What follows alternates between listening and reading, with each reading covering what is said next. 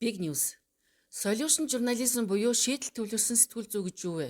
Solution journalism гэдэг нь зөвхөн асуудлыг ичлэх бус тухайн асуудлыг шийдэх гэж оролдож буй бодит шийдэл, туршлага механизм, үр дүнг баримтат тулгууран судалж мэдээлдэг сэтгүүл зүйн арга барил юм. Энэхүү ойлголтыг системтэй хийж хэрэгжүүлсэн байгууллага нь Solution Journalism Network юм. Уламжлал сэтгүүл зүй хөвчлэн юу буруу байгааг, хэн буруутайг, ямар хямрал болж байгааг онцолдог бол Solution Journalism ямар шийдэл туршигдаж байна, юу ажиллаж байна, юу ажиллахгүй байна, яагаад өөр газар хэрэгжүүлж болох уу гэсэн асуултуудыг судалдаг. Энэ нь эерэг мэдээ эсвэл PR биш бөгөөд шийдлэг мөн шүүмжлэлтэй нотлохын тулгуурлан шинжилдгээрээ онцлог. Solution Journalism-ийн үндсэн зарчим нь асуудал биш, шийдлийг төвдөн тавих явдал юм.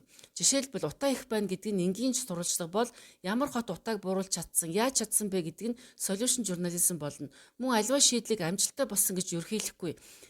Харин гэмт хэрэг хэдэн хувь буурсан, ядуурл хэрхэн өөрчлөгдсөн, боловсролын үзүүлэлт өссөн эсэх зэрэг дата хэмжүүр ашиглан үнэлдэг.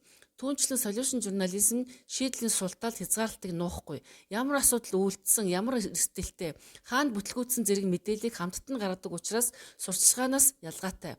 Үүнээс гадна нэг улс хотын туршлагыг өөр газар хэрэгжүүлэх боломжтой эсхийг мөн судалдаг. Тухайлбал Монгол тохирох уу, ямар институт хэрэгцээтэй вэ, ямар нөхцөлд ажиллах вэ гэдгийг задлан шинжилдэг. Жишээ нь уламжлалт мэдээ Монголд агаарын бохирдлоос жилд мянган хүн өвчөж байна гэж мэдээлдэг бол Solution Journalism Сеул, Бээжин зэрэг хотууд утаагаа бууруулахдаа нүүрсний хэрэглээг хэрхэн хязгаарласан, нийтийн тээврээ яаж шинжилсэн, дата мониторингийг хэрхэн ашигласан, иргэдэд ямар урамшуул өгсөн, мөн ямар алдаа гаргасныг харьцуулан судалдаг. Solution Journalism-ийн зорилго нь иргэдийг айцаар тижээх эсвэл гарцгүй мэдрэмж төрүүлэх биш, харин бодит шийдлийн талаар мэдээлэл өгөхөд оршино. Ялангуяа барьцааны төр, авилга, ядуурл, боловсрол эрчим хүч, хот төлөвлөлт, эдийн засгийн гацалт зэрэг архаг асуудалтай орнуудад өөр газар юу ажилласан бэ гэсэн асуулт маш чухал болдог.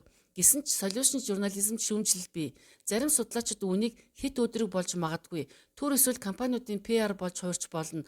Асуудлын гүн шалтгааныг бүдгэрүүлж магадгүй гэж үздэг. Тиймээс жинхэнэ Solution Journalism нь шүүмжлэлтэй дата суурилсан хараат бус байх шаардлагатай. Монголд Solution Journalism хүчтэй хөгжүүл хэн буруутай вэ гэсэн хандлагаас юу ажиллах боломжтой вэ гэсэн сэтгэлгээрөө шилжих боломжтой. Тухайлбал баялагын сангийн амжилттай загварууд, дата төвийн эрх зүйн орчин, ядуурлын шинэ хэмжүүр, утааны бодлогын олон улсын туршлага, уул уурхайн орлогын хуваарлалт, AI ба боловсролын реформ зэрэг сэдвүүдийг гүнзгий судалсан аналитик контент бий болгох боломжтой. Өөрөөр хэлбэл энэ нь асуудал ярьдаг сэтгүүл зүгээс шийдэл шинжилдэг сэтгүүл зүй рүү шилжих хандлага юм.